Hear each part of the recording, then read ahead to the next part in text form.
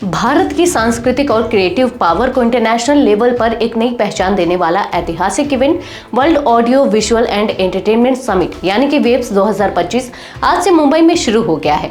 इस 4 दिन चलने वाले समिट का इनॉग्रेशन प्रधानमंत्री नरेंद्र मोदी ने किया। इस समिट में दुनिया भर से 10,000 से ज्यादा डेलीगेट्स, 90+ देशों के आर्टिस्ट, 1,000 से ज्यादा क्रिएटर्स, 300 कंपनियां और 350 स्टार्टअप्स हिस्सा ले रहे हैं। इस समिट की टैगलाइन है कनेक्टिंग क्रिएटर्स, कनेक्टिंग कंट्रीज, जो इसका मकसद क्लियर करती है, ग्लोबल क्रिएटिविटी को एक साथ लाना। नमस्कार, मैं हूं विजयश्री और आप देख रहे हैं जीओबी न्यूज। आज की रिपोर्ट में हम बात करेंगे इस स्पेशल समिट के उन पॉइंट्स की जो इंडिया की क्रिएटिव इकोनॉमी और कल्चरल ग्लोबलाइजेशन से जुड़े हैं।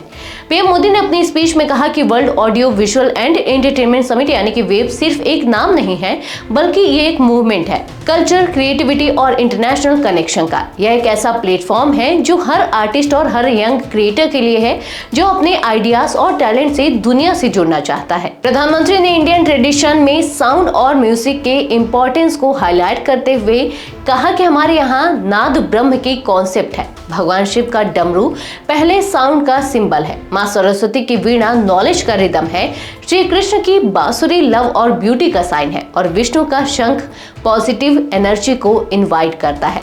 उन्होंने कहा कि आज इंडिया में ऑरेंज इकोनॉमी का राइज हो रहा है, जिसमें कंटेंट, क्रिएटिविटी और कल्चर 3 मेन पिलर हैं। पीएम मोदी ने कहा कंटेंट, क्रिएटिविटी और कल्चर यही आज की ग्लोबल ऑरेंज इकोनॉमी की नींव है और इंडिया के पास इन तीनों की भरपूर स्ट्रेंथ है। यही पावर इंडिया को दुनिया के क्रिएटिव हब के तौर पर पहचान दिला रही है।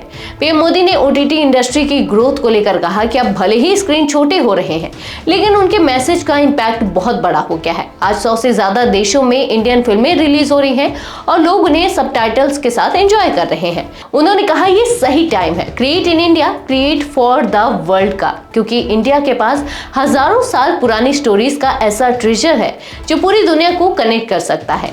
उन्होंने याद दिलाया कि इंडिया की पहली फीचर फिल्म राजा हरिश्चंद्र 3 मई 1913 को रिलीज हुई थी और कल ही उसके डायरेक्टर दादा साहेब फाल्के की जयंती थी। उन्होंने ये भी बताया कि भारतीय सिनेमा के महान आर्टिस्ट को पोस्टर स्टैम्प्स के जरिए सम्मान दिया जाएगा। पीएम मोदी ने कहा कि वेब समिट एक ऐसा ग्लोबल प्लेटफॉर्म बन गया है जो टैलेंट और क्रिएटिविटी के इंटरनेशनल इकोसिस्टम के फाउंडेशन रख रहा है। सबका प्रयास की बात दोहराते हुए उन्होंने कॉन्फिडेंस जताया कि आने वाले सालों में यह समिट इंडियन क्रिएटिविटी को इंटरनेशनल लेवल तक ले जाएगा। आज के लिए बस इतना ही। ऐसी और खबरों के लिए जुड़े रहिए यूबी न्यूज के साथ। धन्यवाद।